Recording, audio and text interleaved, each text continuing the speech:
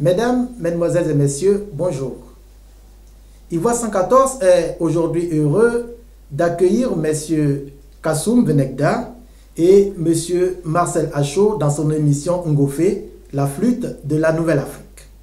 M. Kassoum Venegda, qui est à ma droite, est le porte-parole du mouvement du peuple pour le progrès du Burkina Faso. M. Marcel Achaud, à ma gauche, est membre du Front populaire ivoirien, FPI, appartenant au président Laurent Gbagbo.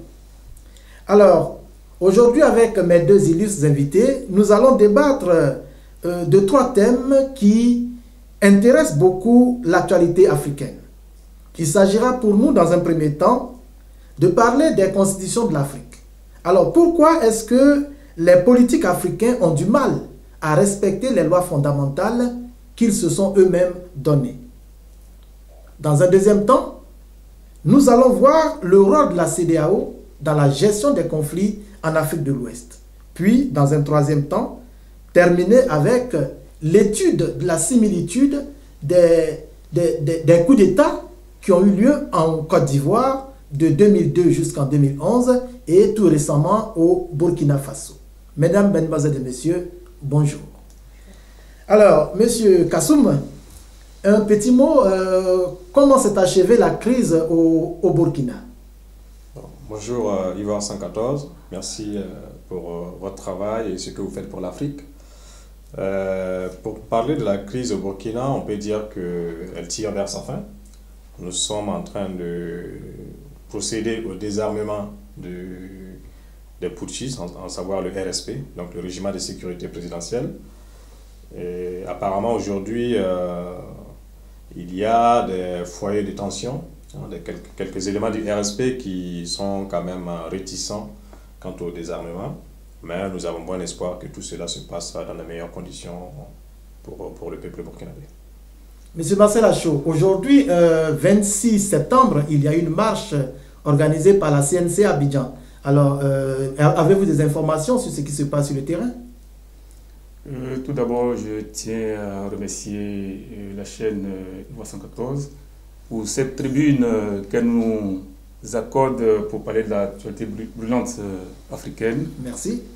Pour revenir à votre question concernant, disons, cette marche qui est organisée par la jeunesse de la CNC Abidjan, selon les impressions qui nous parviennent, cette marche, elle est reprimée par les forces de l'ordre.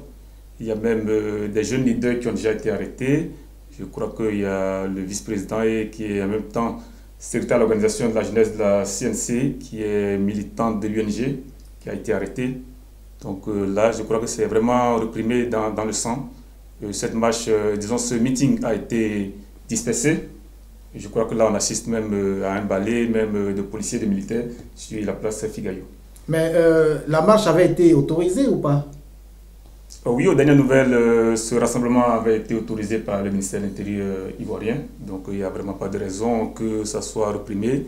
Du moment où déjà, hier, quand il y avait l'installation, disons, des bâches et toute la sonorisation, la police était sur les lieux pour dire aux jeunes qu'ils étaient venus au nom de l'État ivoirien pour les sécuriser. Il y a même l'ONUSIC qui s'est déployé également sur les lieux. Donc on est quand même surpris que pour un sit-in qui est autorisé, il puisse avoir voilà, de la répression. Bien, donc nous entendons des explications de la part d'Abidjan. Alors, M. Kassoum, M. Achaud, nous allons rentrer dans le vif du sujet. Alors, nous allons parler du respect de la Constitution, n'est-ce pas, en Afrique, qui devrait être un gage pour la démocratie en Afrique. Alors, pourquoi est-ce que nos hommes politiques, les hommes politiques africains, ont du mal à respecter les constitutions que les États se sont librement données? Monsieur Achaud. Oui, d'abord, tout à l'heure, vous avez employé deux vocables, constitution et démocratie. Je crois que la constitution est le reflet de la démocratie. Mais si aujourd'hui, dans nos pays africains, on a dit nos dirigeants ont du mal à respecter les constitutions que le peuple s'est données, c'est dû au fait que déjà notre démocratie, elle nous a été quelque part imposée. J'en ai pour preuve le sommet France-Afrique de la Baule sous Mitterrand en 90, où il y a des chefs d'État, celui de la Côte d'Ivoire, Oufougbagny, qui a dit qu'il ne venait pas en France pour recevoir des coups de démocratie de la part de Mitterrand. Donc Mitterrand également a conditionné l'aide française de développement au multilatéralisme qu'il aura dans ces pays. Donc pour les pays qui avaient besoin de cette aide de développement, ils se sont lancés dans des similitudes de démocratie. Et c'est ce qui a fait que, bon, ils ont adopté les constitutions, ils ont demandé au peuple de choisir librement leur loi fondamentale, ce qui a été fait, mais dans leur foi intérieure, ils n'étaient pas partants pour ces constitutions. Donc voilà, c'est ce qui fait qu'aujourd'hui, dans nos pays, on retrouve encore beaucoup de chefs d'État qui sont des valets de la France, qu'on appelle communément sous-préfets. Donc dès lors qu'on n'est pas choisi par son peuple, on est imposé par une métropole, il y a de fortes raisons, il y a des chances minces que la loi qu'on s'est donnée, on la respecte. Monsieur Kassoum, vous avez quelque chose à ajouter? Oui, effectivement, il faut déjà définir qu'est-ce que c'est que la Constitution. Pour moi, la Constitution, c'est un ensemble de règles qu'on essaie de mettre sur écrit pour permettre un mieux vivre ensemble. Alors, pourquoi nos hommes politiques en Afrique ont du mal à respecter cette Constitution? Je ne pense pas que ce soit la Constitution qu'ils ont mal à respecter, c'est la démocratie en fait qui pose problème. Parce que la Constitution est une chose, mais la démocratie aussi en est une autre. En Afrique, on avait des règles, on avait des valeurs avant la colonisation, avant la pénétration donc, des colons, que ce soit la France ou d'autres puissances occidentales. On avait des règles qui édictaient la société africaine. Et donc, aujourd'hui, ces règles peuvent être apparentées à la Constitution, sauf qu'elles, voilà, parce qu'elles sont écrites aujourd'hui. Mais sinon, ce qui manquait, c'était la démocratie. Parce que on avait des monarchies, des rois qui vivaient de père en fils. En fait, le pouvoir était transmis de père en fils. Héréditaire. Héréditaire. Et cela a été mis à mal par la colonisation jusqu'à ce qu'on arrive aux indépendances. Une fois qu'on atteint les indépendances, le pouvoir donc du blanc s'est substitué au pouvoir monarchique qu'on avait. Même si dans quelques pays, on a quand même gardé le rôle des royaumes, en fait des rois, ils ont quand même été dépouillés de beaucoup de leur pouvoir. Et c'est ça qui pose fondamentalement problème aujourd'hui en Afrique. Parce que beaucoup de chefs d'État aujourd'hui que nous connaissons en Afrique, quand ils naissaient, et même tout au long de leur enfance, ont été bercés par ces courants monarchistes. Ça veut dire qu'ils sont nés, ils ont trouvé un roi qui était là, et qui est là pour toujours. Donc, eux, dans leur subconscient, on va dire, dans leur formatage, c'est inconcevable qu'aujourd'hui, ils soient présidents et que demain, ils ne le soient plus. Parce que pour eux, c'est normal de régner à vie. Et pourtant, la démocratie, c'est tout à fait le contraire. Ça veut dire que la démocratie, aujourd'hui, c'est le pouvoir du peuple par le peuple. Et le peuple ne se résume pas à une seule personne, ne se résume pas à la personne du président. Donc, du coup, il faut bien que des règles puissent définir la durée du mandat de chaque pouvoir, de chaque régime, et qu'après, on puisse accepter vraiment passer ce pouvoir-là à quelqu'un d'autre.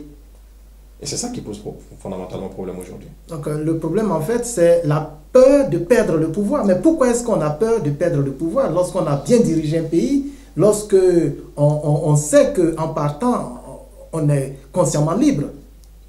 Quel est le fondamental qui oblige les chefs d'État, les hommes politiques à s'accrocher, vaille que vaille, au pouvoir contre l'intérêt même supérieur de la nation? Okay. Alors, en cela, il y a deux aspects qu'il faut souligner. Il y a déjà quelque chose que vous avez dit tout à l'heure qui est important, si on a bien gouverné, si on a bien dirigé. Et le problème qui se pose, c'est que beaucoup de chefs d'État aujourd'hui ont beaucoup de choses à se reprocher. Et il y en a un bon nombre qui ont peur de perdre le pouvoir parce qu'ils ont peur d'être traduits devant la justice. Ils ont peur d'avoir à répondre de leurs actes quand ils gouvernent. On a vu par exemple le cas au Burkina où Blaise Compaoré à un moment donné a fait voter une amnistie le protégeant de tous les actes qu'il a eu à commettre le temps où il était donc au pouvoir. Et il y a un autre problème, c'est que ces gens qui ont goûté, on va dire, à la jouissance du pouvoir ont du mal à le perdre un jour. Ça veut dire qu'ils sont tellement habitués à ce que ça soit comme ça qu'ils ne savent pas faire autre chose que être au pouvoir. Et c'est ça en fait qui font que beaucoup s'accrochent donc au pouvoir. Monsieur Marcel Acho, au niveau de la Côte d'Ivoire, le président Laurent Gbagbo avait fait voter des lois qui garantissait un certain nombre de privilèges aux présidents d'institutions lorsqu'ils étaient soit à la retraite ou lorsqu'ils étaient démis de leurs fonctions. Alors, est-ce que cela n'était pas une façon, une manière d'amener les hommes politiques à ne pas avoir peur de laisser le pouvoir?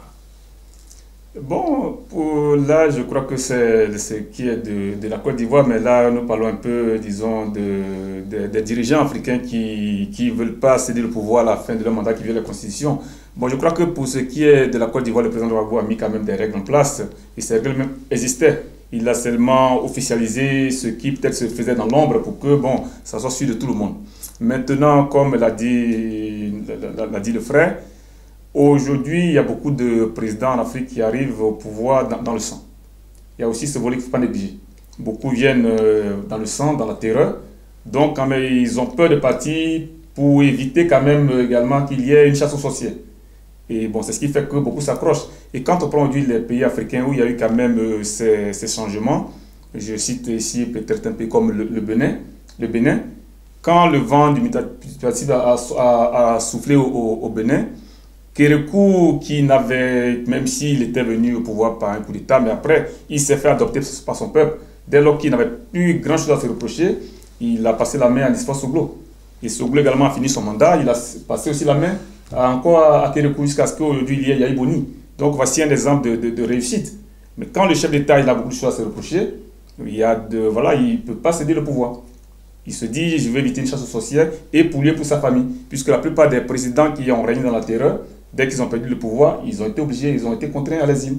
Ils ont quitté le pays. Donc il y a cette raison, cette peur du vide, qui fait que, bon, à un moment donné, on se dit, bon, mieux vaut rester là et mourir au pouvoir.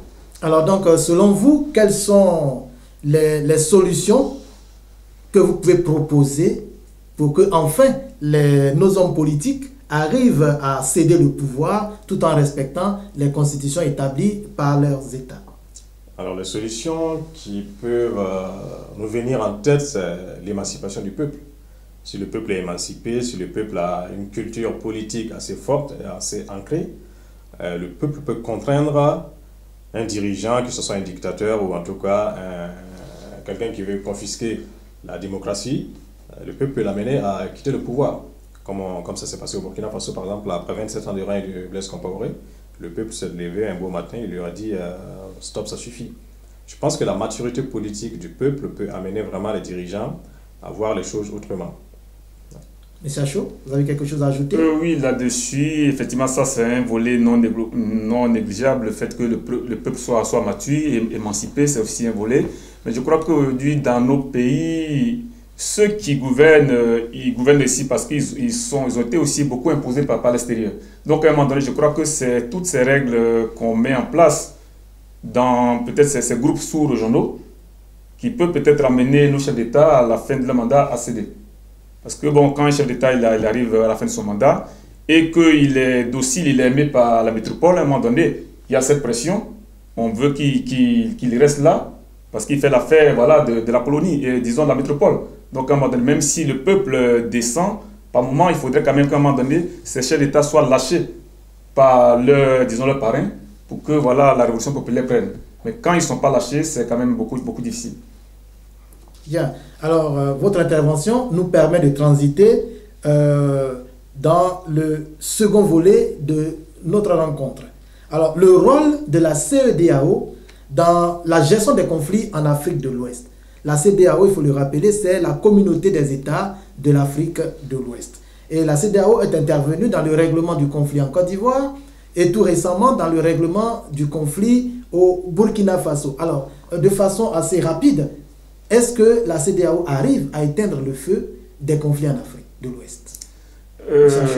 Tout à l'heure, vous avez essayé de définir déjà le sigle CEDEAO. Bon, la CEDEAO, il faut d'abord dire que lors de sa création, son but principal était de promouvoir l'intégration et la coopération économique. C'est ce qui a fait qu'il y a eu l'UEMOA qui a été mis en place. Voilà. Et c'est à partir des années 90 que, bon, et comme on le dit, dès lors que croissance économique rime avec stabilité, il fallait quand même que pour qu'il y ait quand même une croissance économique, il y ait la stabilité. Et c'est pour qu'il y ait quand même cette stabilité qu'en 90, bon, la conférence des chefs d'État a décidé à ce que la CEDEAO puisse devenir un instrument de stabilisation de la sous-région. Et ça a vu également la création de l'ECOMOG en 90.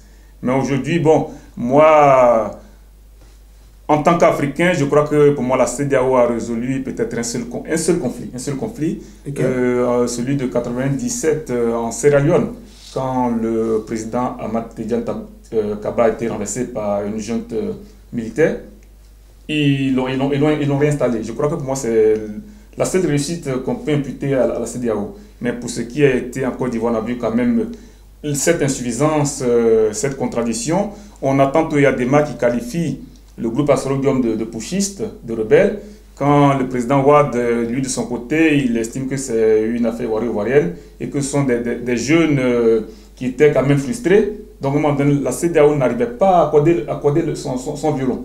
Et ce qui s'est passé également récemment au Burkina Faso avec le fait que Macky Sall également ait mis sur le même pied d'égalité des rebelles et des putschistes avec un gouvernement quand même qui est mis en place, des traditions qui est mis en place, et que de l'autre côté, le président du Niger, Issoufou Mamadou, voilà, il n'a pas accepté la position de Macky Sall, il l'a désavoué complètement. Donc déjà une conférence de président où déjà on n'arrive pas à accorder les violons, je crois que bon, c'est vraiment un échec. Et pour ajouter même la crise en Côte d'Ivoire, dès lors que cette crise ivoirienne a été déportée sur les bords de la Seine, bon, je crois que la CEDEAO a déjà montré au monde entier quand même voilà, sa défaillance, son incapacité. Bien, M. Kassoum. Oui, donc effectivement, le rôle de la CEDEAO est mitigé quant à la résolution des conflits en Afrique. Je pense que la CEDEAO, comme il a souligné le frère tout à l'heure, sa vocation première n'était pas de résoudre le conflit, c'était justement permettre l'intégration économique. C'est pour ça d'ailleurs que ça s'appelle Communauté économique des États de l'Afrique de l'Ouest. Maintenant, on peut se poser la question de son rôle en tant qu'organisme international. Moi, je pense qu'en Afrique, nous avons beaucoup d'organismes, mais les résultats ne sont pas visibles sur le terrain. Il y a la CEDEAO, il y a l'Union africaine, il y a l'UEMOA. Voilà, une pléthore d'organismes qui, en fait, réunit des chefs d'État. Et quand on regarde, par exemple, les décisions qui sont prises lors de ces rencontres, le peuple, on va dire, le peuple dans son ensemble ne voit pas, en fait, l'intérêt de ces organismes-là. C'est une conférence des chefs d'État qui, il faut aussi dire la vérité, ils ne vont pas se lâcher. Ce sont des amis. Ils ont tous à peu près les mêmes parrains. Ils sont là pour protéger des intérêts économiques d'un certain nombre de puissances occidentales. Il ne faut pas le nier. Et donc c'est pour ça que leur rôle n'est pas assez visible auprès des communautés africaines. Maintenant, est-ce que ces organismes doivent persister, en fait, doivent continuer à exister ou pas? Je pense que oui, mais ils devraient pouvoir s'affirmer. Comme certains chefs d'État ont pris position clairement, par exemple, quant à ce qui s'est passé au Burkina. Le président nigérien a pris position. Mais le président Macky Sall, on a vu qu'effectivement, il était en train de légiférer, en fait, de donner une certaine légitimité au putschisme, ce qui a été tout de suite réprimé, en fait, rejeté avec vigueur par la population burkinabé. Et je pense que ça revient encore à ce que je disais, il faut que les peuples puissent s'affirmer et ne pas avoir peur de ces instances-là et faire comprendre à ces instances, à ces communautés-là que, en fait, ils sont là pour le bien de leur peuple. Si vous prenez des décisions qui ne vont pas dans le bon sens voulu par vos populations, vous pouvez être sûr que ces décisions n'auront pas d'emprise dans vos pays respectifs. Bien. Alors, une autre question. On a vu Macky Sall, le président du Sénégal, son Excellence Macky Sall, être accueilli à l'aéroport par un putschiste. Comment est-ce que vous interprétez ce genre d'action? Est-ce que vraiment dans un état normal, on peut accepter, des présidents peuvent accepter que des putschistes viennent les accueillir à l'aéroport? Est-ce que cela n'est pas une façon objective de légitimer cette rébellion-là qui n'est toutefois pas acceptée par la population? Monsieur Achou. Je crois que d'abord, là, c'est gravissime ce à quoi on a assisté. Parce que quand un chef d'État qui est président de la CEDEAO va pour régler un différend, on estime dans un premier temps qu'il y a deux parties en présence. Donc, pour qu'il soit d'abord impartial, il peut demander à être soit accueilli par un représentant, le représentant de l'organisation qui préside, qui est dans le pays. Je crois qu'il doit y avoir un chef burkinabé, Kadri Désiré Ouedraogo, qui doit aussi appartenir aussi à ces institutions. Voilà. Il devait quand même permettre que ceux-là, ou bien le secrétaire exécutif, le Ghanéen Ibn Chambas, l'accueille. Mais quand il s'est fait accueillir par Diendéré, déjà il y a un parti pris. Et ce parti pris devient gravissime puisque c'est un putschiste, un hors-la-loi, celui-même que le président Kafando a qualifié de horde d'insoumis, qui accueille un président qui est élu légalement dans son pays. Je crois que là, bon, le président Macky Sall lui-même, il fait un toss à la démocratie, à la Constitution. En effet, effectivement, on peut se poser la question sur le décorum qu'il y a eu en fait lors de l'arrivée de Macky Sall. On l'a vu marcher, faire les accolades à Diendéré, qui est quand même un putschiste. Ça revient à ce que je disais, il a tenté en fait de légitimer ce putsch, mais voilà, il était sur une mission commandée, on va dire. Donc, est-ce qu'on peut se dire par là qu'il était envoyé par des puissances pour défendre leurs intérêts à travers Diendéré? La question peut se poser. Mais en tout cas, à sa place, il aurait pu faire autrement. Il aurait pu refuser, par exemple, d'être sur le tapis rouge avec Diendéré. Et dans les négociations, dans les faits, il aurait pu aussi discuter et avec les putschistes, et avec la société civile, avec l'ensemble des partis politiques de l'ex-opposition, mais aussi avec le président qui venait d'être destitué, en fait, en tout cas qui venait d'être pris en otage, le président Michel Kafando.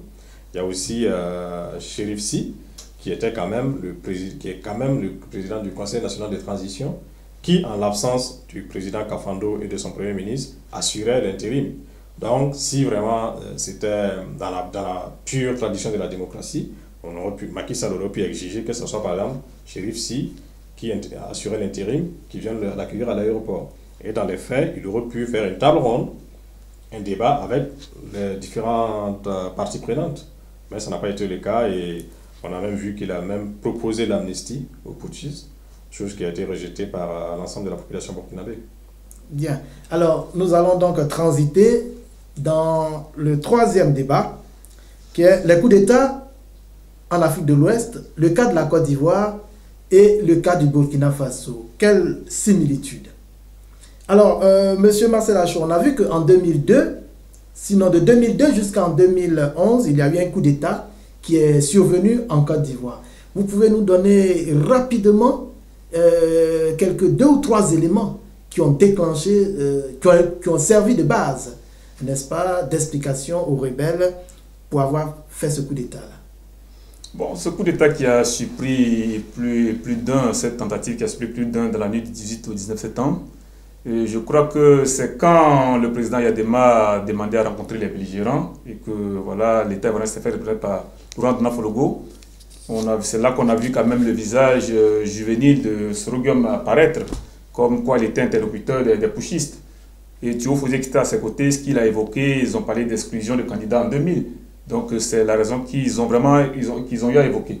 Mais une exclusion qui s'est faite par une Cour suprême, qui est légalement constituée, voilà, qui n'est pas du ressort du président élu. Je crois pas qu'on doit vraiment chercher à renverser ce président. Ça a surpris plus d'un. Mais on a vu quand même au fur et à mesure qu'il y avait quand même d'autres objectifs. C'était vraiment de prendre le pouvoir. Il n'avait vraiment pas de reproche à faire à quelqu'un qui était candidat, qui a été lui, et dont le pouvoir aussi, l'élection a aussi failli être confisquée, qui a demandé au peuple de descendre la rue pour reprendre son pouvoir. Donc je crois qu'il n'y a pas quand même, si ces derniers voulaient faire coup d'État ou voulaient se soulever, ils auraient dû le faire pour empêcher les élections de 2000, mais pas après les élections. Donc ce coup d'État, bon, on ne l'a vraiment pas compris. Il n'y a que seulement, bon, les auteurs qui connaissent les vraies raisons, on a tous fini par connaître la raison, c'était d'installer le mentor au pouvoir.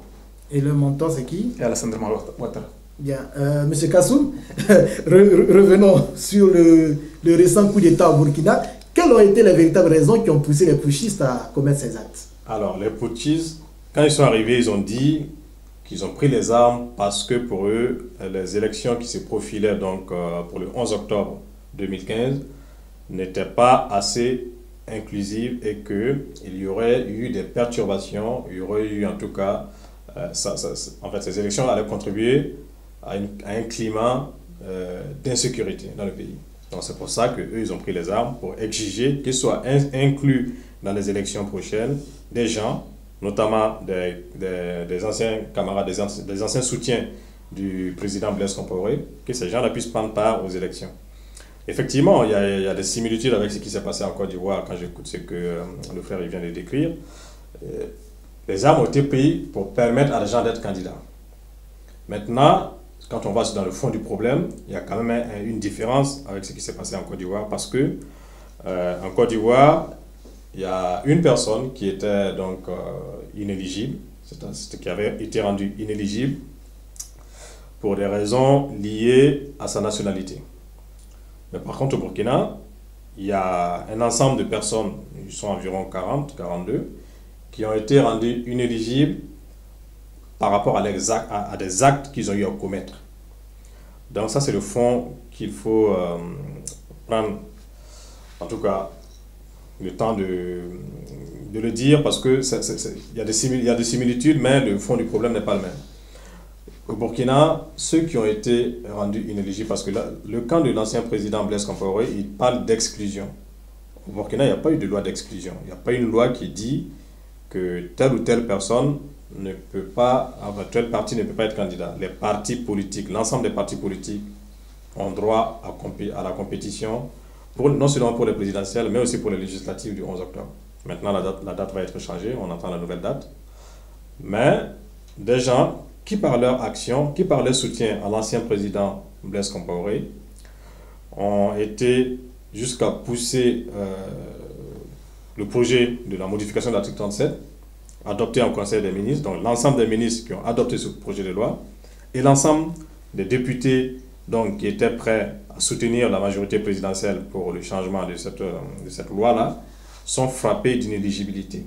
Et c'est eux, en fait, qui ont vu leur nom soustraire des listes électorales. Et le Conseil constitutionnel leur a dit de venir remplacer, pour ceux qui étaient candidats pour les législatives, de venir remplacer, en fait, les noms.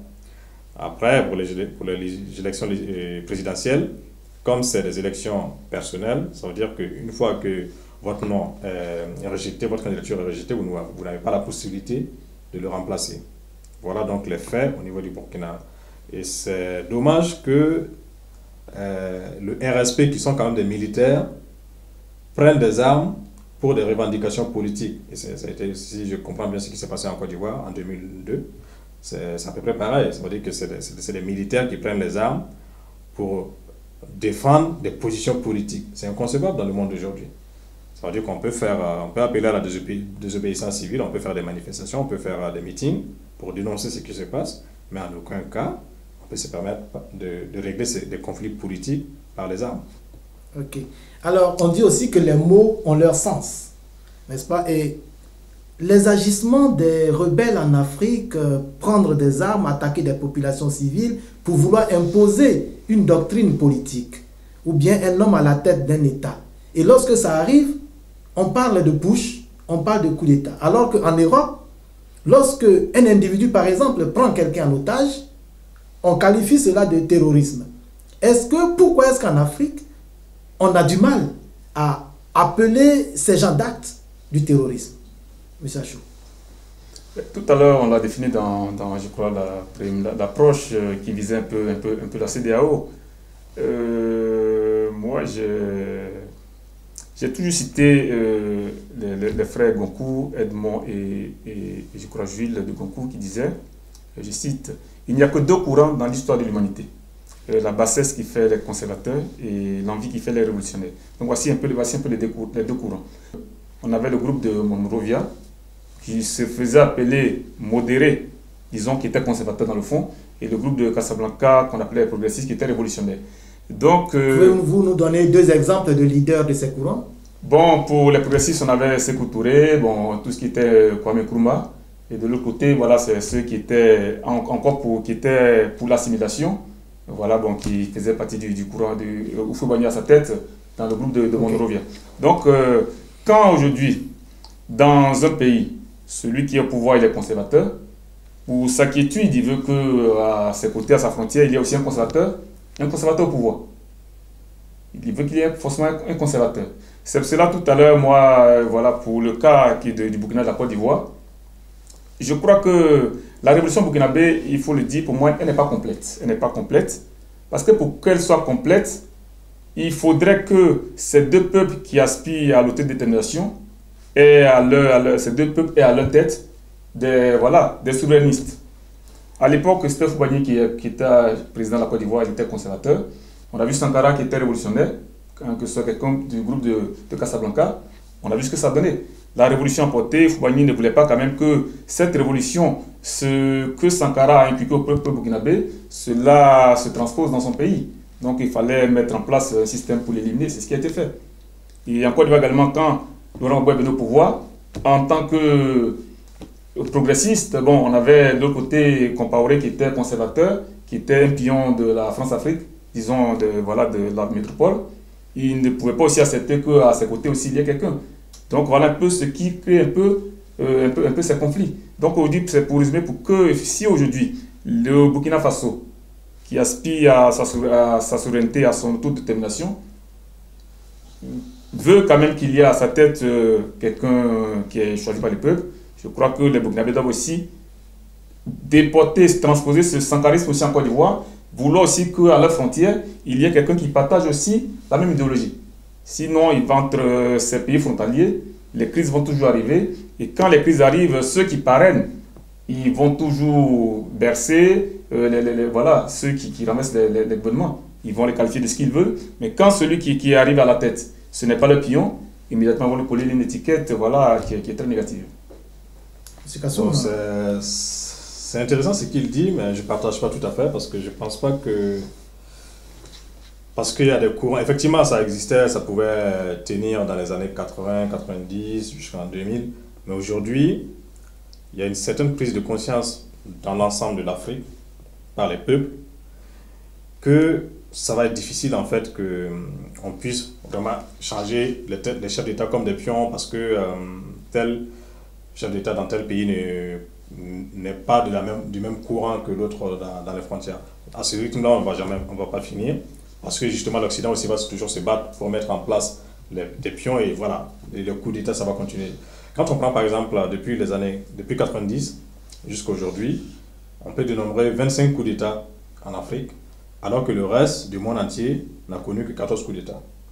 C'est absurde, c'est beaucoup en fait, c'est phénoménal. 25 coups d'État depuis 90 pour la seule Afrique, alors que le reste du continent n'a connu que 14 coups d'État. Oui, mais justement, d'où là ma question. Pourquoi est-ce qu'on ne qualifie pas ces actes-là de terrorisme alors que... Alors, pour répondre à cette question, c'est parce que généralement, ceux qui prennent les armes en Afrique, ce sont des militaires. Ça veut dire que ce sont des gens qui ont été formés par l'État, qui ont été dotés en équipement par l'État.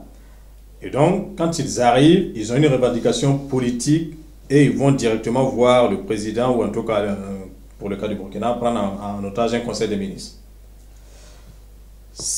En Europe ou en France, par exemple, lors des assassinats, en fait, des prises d'otages qu'il y a eu, ils ne vont pas à l'Élysée, ils ne vont pas prendre des politiques. Ils s'attaquent à des organes de presse ou alors à des communautés religieuses. C'est pour ça, en fait, qu'on les traite de terroristes. Parce que ils n'ont pas de revendications politiques en tant que telles. Ils ont des revendications soit communautaires, soit identitaires. Et pourtant, en Afrique, c'est des revendications politiques. Ça veut dire que c'est pour renverser un gouvernement, pour prendre sa place et mettre en place une idéologie politique. C'est condamnable, que ce soit des deux côtés, c'est condamnable. Mais par contre, chez nous, au Burkina, nous avons condamné, nous avons appelé clairement ce qui s'était passé, nous les avons traités de terroristes. Parce que pour nous, c'est du terrorisme de prendre en otage. C'était la première fois qu'on voyait au Burkina, malgré les nombres de coups d'État qu'on avait eu dans le passé. C'était la première fois qu'on voyait un conseil des ministres pris en otage par des militaires. Donc, le caractère de la prise d'otage, du kidnapping, nous a amené tout de suite à les qualifier de terroristes. Au Burkina, en tout cas, c'est ce qui s'est passé. Donc, dans le reste du continent, effectivement, maintenant, avec les technologies, en tout cas avec le vent de démocratisation partout, tous ces coups de force-là, c'est sûr que ça va être qualifié de terrorisme et ils seront combattus comme tel. D'où la nécessité pour la CEDEAO d'intégrer dans sa charte ces genres d'agissements comme étant du terrorisme d'État. Enfin, pas terrorisme d'État, mais de terrorisme. Parce que ne pensez-vous pas que si on qualifie ces actes de terrorisme, quelque part, les Occidentaux seront obligés aussi de s'aligner derrière cette définition-là, ce qui donnerait moins de pouvoir aux militaires pour pouvoir agir de la sorte. Mais encore, faudrait-il que la CEDEAO s'autosuffise? Parce que quand on prétend être une institution sous-régionale et qu'on est financé par l'extérieur, bon, on n'est plus, voilà, il n'y a pas d'autonomie. Donc quand on doit prendre une décision, on est obligé de se référer à son parrain. Et c'est ce qui a même fait balbutier Macky Sall. Parce que dans son entendement, il sait ce qui s'est passé, c'est quelqu'un qui a été élu démocratiquement. Ce qui s'est passé pour lui, il sait qu'il y a un coup d'État, il ne peut pas l'admettre sur lui. Donc la logique voudrait qu'immédiatement, ils disent qu'il les qualifie de putschistes et qu'il n'aille pas se faire accueillir par Diendéré. Ce qui n'a pas été le cas. Donc ce qui va sans dire qu'ils ont des parrains. Donc tant que la CEDEAO ne sera pas autonome, autosuffisante, ce sera quand même toujours difficile d'avoir une position commune pour qualifier ces genres d'attitudes. L'Union africaine a qualifié cet acte de terrorisme. Ils les ont appelés des terroristes. Oui, l'Union africaine a eu le fait parce que, bon, il y a eu Mme Zuma qui est panafricaniste, mais si ça avait été l'ancien Jean Ping, je crois qu'il aurait quand même tergiversé comme il a fait dans le cas de la Côte d'Ivoire. Bien, alors nous allons terminer donc ce débat ngofé d'aujourd'hui et je donne à chacun de vous 1 minute pour pouvoir conclure. Monsieur Kassoum. Alors moi, j'aimerais quand même qu'on finisse sur un vent d'espoir. Je pense que l'Afrique d'aujourd'hui a atteint une certaine maturité politique qui fait que ces coups de force vont être de moins en moins visibles en Afrique. Donc, avec ce qui s'est passé au Burkina, la prise de conscience des populations doit toujours aller en grandissant, de pays en pays. J'invite en tout cas nos frères africains à prendre l'exemple sur ce qui s'est passé au Burkina. Et j'invite les dirigeants, nos gouvernants, à changer leur logiciel. Tout à l'heure, je disais que ces gouvernants, quand ils sont nés, jusqu'à ce qu'ils prennent le pouvoir, ils ont été formatés, ils ont été habitués à ce qu'il y ait qu'un seul chef et que c'est eux. Mais aujourd'hui, avec la nouvelle génération, par exemple, nous sommes nés sous des présidents. Quand nous naissions, c'était des présidents, mais eux, quand ils naissaient, c'était des royaumes. Donc c'est pour ça qu'il y a ce décalage-là. Et aujourd'hui, avec notre prise de conscience, nous sommes tous appelés à des postes de responsabilité demain, dans un futur proche. Et nous n'aurons pas la même mentalité que ces gars-là. Et ça, c'est vraiment une chance pour l'Afrique, sa jeunesse et sa prise de conscience. Maintenant, les puissances occidentales qui tiennent à préserver leurs intérêts économiques, bon, l'ouverture du monde, l'ouverture des esprits en Afrique nous amène à dire que dans un futur proche, l'économie africaine sera d'abord pour les Africains, mais pas pour les Occidentaux. Parce que l'Europe a connu ses années de gloire, l'Amérique connaît sa puissance, on va dire, économique. Aujourd'hui, c'est l'Asie, demain, c'est l'Afrique. Et quand ça viendra, les Africains prendront conscience qu'en fait, l'économie qu'on a, c'est d'abord pour nous, avant d'être pour les autres. Même si, effectivement, il faut s'ouvrir à l'économie des marchés internationaux, et ainsi de suite. Mais les retombées doivent être pour les Africains eux-mêmes d'abord. Donc, j'ai bon espoir que tout ceci est en devenir positif. Et surtout au Burkina, aujourd'hui, il ne viendrait jamais à l'esprit d'un militaire futur général ou je ne sais pas quoi, de prendre les armes pour nous asservir une seconde fois. Ce n'est pas possible. Je vous remercie. Bien, Monsieur Acho. Oui, bon, moi, ce que je tenais à dire, c'est de lancer un appel à nos dirigeants africains et à nos politiques de respecter les lois que nous sommes données, nos constitutions. Tout à l'heure, on a parlé du putsch au Burkina, on avait parlé de ce qui se passait en Côte d'Ivoire en 2002, où il y avait des gens qui parlaient d'exclusionnistes. Mais je crois que pour cette histoire de la Côte d'Ivoire jusqu'à aujourd'hui, le problème d'exclusion n'a pas été résolu. Parce qu'au vu de l'arrêt du Conseil constitutionnel, il fait de Ouattara un candidat dérivé. Bon, aujourd'hui, on est censé dire qu'ils ont combattu le président Gbagbo, ils ont anéanti la Côte d'Ivoire pour rien. Parce que le président Conseil n'a pas été capable de dire aux jeux des Ivoiriens, en tenant compte des dispositions, si Ouattara était Ivoirien ou ne s'était pas prévalu ou pas. Candidature dérivée. Bon, c'est des vocables qu'on découvre. Ça laisse quand même à désirer. Aujourd'hui, il y a vraiment anguille sous roche. On demande aux Africains de respecter les lois que nous nous sommes données. Au niveau de la Russie, avec Poutine, on a quand même vu. Poutine a fait ses 2 mandats, dès lors que la Constitution ne lui permettait pas. Même s'il a mis un de ses lieutenants, Medvedev, toujours est-il qu'il a pris du recul. Et quand il pouvait revenir, il est revenu. En Afrique, le Bénin l'a fait, avec Kérékou 1, Kérékou 2. Je crois que si on veut quand même que notre continent se développe, il faudrait que nos constitutions, nos lois, on puisse les respecter et laisser le peuple décider de l'avenir de nos pays. Bien, c'est sur cette belle conclusion que nous allons terminer notre émission Ngofé d'aujourd'hui. Ngofé est l'émission de Ivoire 114, l'Afrique nouvelle, pour une nouvelle Afrique. Je vous remercie.